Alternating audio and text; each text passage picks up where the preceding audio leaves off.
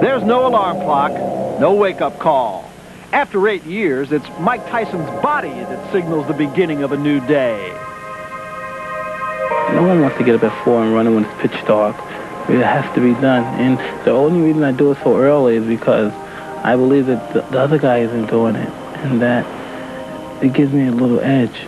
The most difficult part about fighting is the training, because, believe it or not, the easy part about fighting is the fighting.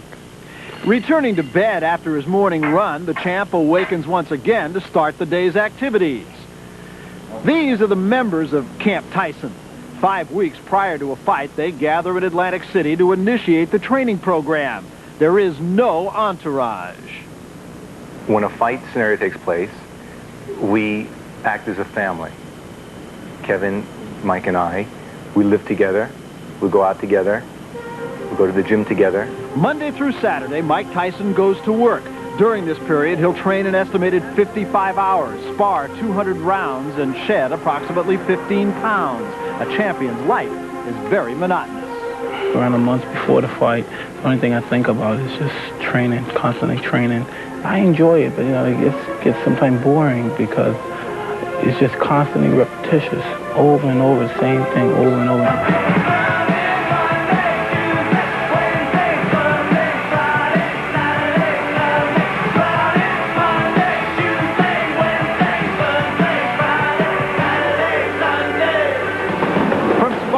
Speed bag, from jumping rope to heavy bag. Most fighters use similar training techniques. Yet Tyson's camp has developed a few tricks of its own. Well, the purpose of the slip bag is to get the fighter moving his head, to get him in the habit of moving his head correctly. You have to try to be elusive. See, as long as the fighter's trying to be elusive, he's going to be all right. That's what I emphasize. That's what we try to. That's what we got over everybody else.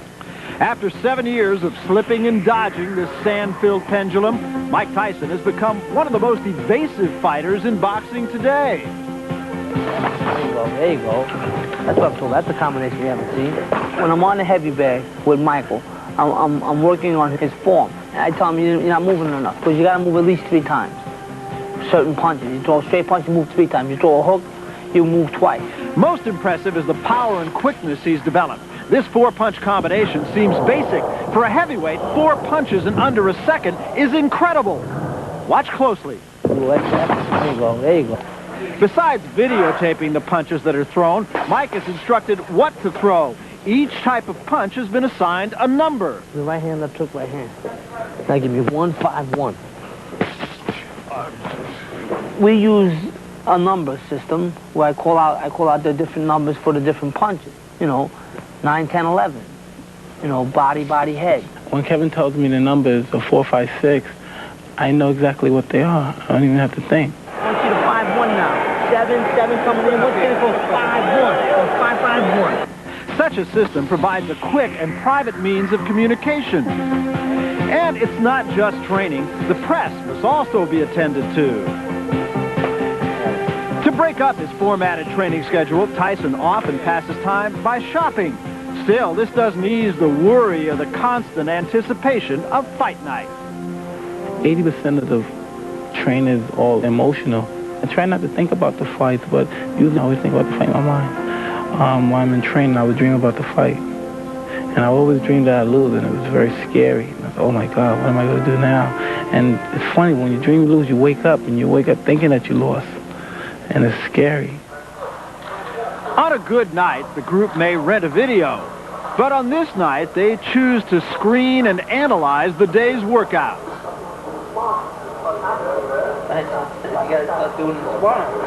And in just 9 hours, it'll be time to start all over again. My favorite part about training is then when the training is over and then it's time to fight, and I know I'm in supreme shape and there's no one's going to beat me. Then after the fight's over and I'm victorious, you know, I say, wow, I'm going to do this next time.